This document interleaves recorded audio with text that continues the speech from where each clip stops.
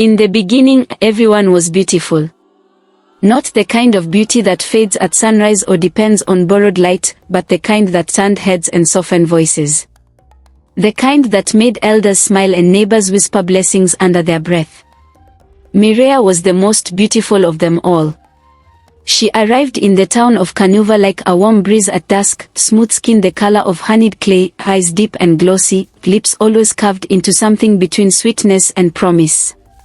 Her hair fell in thick, shiny waves down her back, and she dressed modestly but elegantly, as though she understood restraint was its own power. When she married Boko, the widowed trader, the village celebrated for 3 days. Boko was a good man. Tall, broad-shouldered, kind-spoken. His wealth was modest but steady, earned honestly through long journeys and fair trades. Since the death of his first wife, he had lived quietly with his daughter, Sena, raising her with care and respect. Sena was 17, beautiful in the effortless way youth carries itself. Bright-eyed, curious, observant. Her laughter rang freely, but her silence was thoughtful. She had inherited her mother's grace and her father's calm, and many in the village believed her future would be gentle. When Mireia entered their home, Sena welcomed her politely. She wanted peace. And at first, peace seemed possible. Mireia cooked often. She cooked with care, humming softly as she stirred pots over open flames.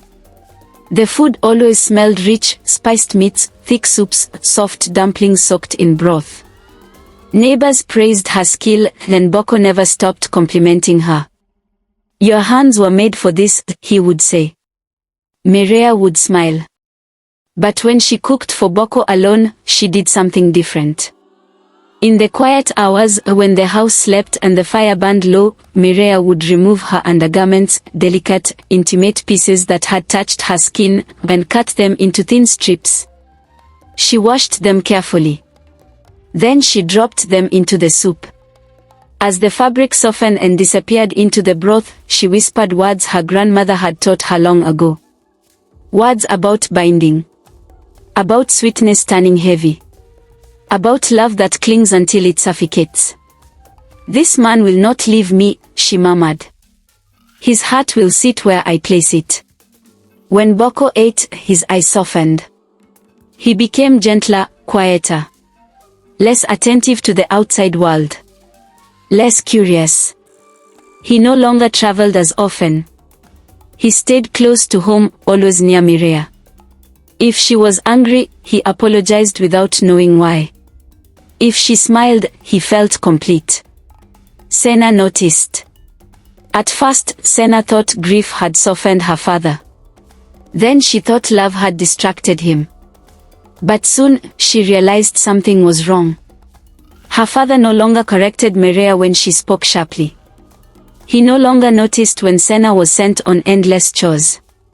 He didn't hear the way Mireia's voice changed when no one else was around, low, sharp, impatient. Sena watched closely.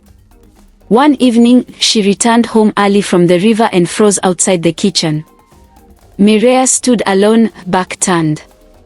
Sena watched as Mireia removed something from beneath her dress and dropped it into the boiling pot. The steam rose thick. Sena's stomach turned.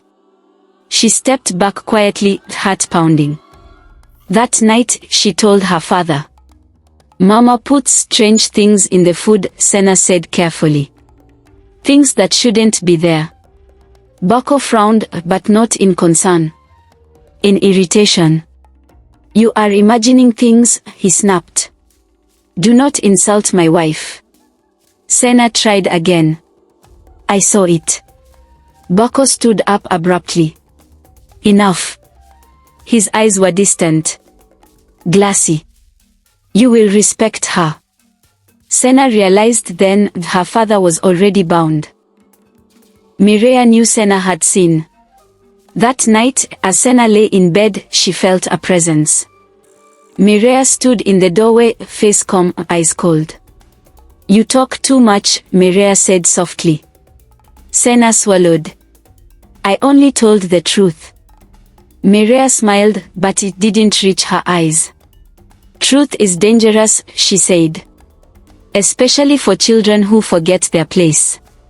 The next morning, Sena found a bundle beneath her bed. Dried feathers. Twisted thread. A bone tied with red cloth. Her chest tightened. She hid it quickly and said nothing. That night, she couldn't sleep. She felt watched. From then on, things appeared daily. Powder sprinkled across her doorway. A knotted cord beneath her pillow. Ashes in her wash basin. Each time, Sena removed them quietly. Each time, Mireya smiled wider. Soon, Sena fell ill. Headaches. Weakness. Nightmares of cats with women's eyes watching her from the dark. She begged her father for help. He touched her forehead absently. "You worry too much," he said. Mireya stood behind him, eyes gleaming. One night, Sena pretended to sleep. She felt Mireya enter her room. She watched through barely opened eyes as Mireya placed something beneath her mattress, a small carved figure, twisted and sharp. Mireya whispered words. Sena sat up suddenly. "What are you doing?" she demanded. Mireya shrieked, not in fear, but in rage. "You should have stayed blind," she hissed. Sena ran. She ran to the elder woman at the edge of the village, Mother Nyala, who saw things others pretended not to. Nyala listened. She nodded slowly. "That woman tied her beauty to deceit," Nyala said. "And deceit always eats its own face." Mother Nyala gave Sena instructions. That night, Sena replaced the soup pot. She switched the bowls. Mireya ate what she had prepared. At first, nothing happened. Then, slowly, her skin dulled. Her eyes narrowed strangely. She scratched at her neck. By morning, her reflection screamed back at her. Her face had shifted, features pulling forward, nose flattening, mouth widening unnaturally. Fur sprouted along her jawline. A tail emerged from beneath her dress. She howled. The villagers gathered. Bako watched in horror as the spell broke. He saw the truth. Mireya collapsed, beauty destroyed. No man would look at her again. She fled into the forest, half woman, half beast, cast to roam alone. Peace returned slowly. Bako apologized with tears. Sena healed. And the village learned. Love forced by deceit always rots. Beauty used as a weapon always returns as a curse. And no spell is stronger than truth that refuses to die.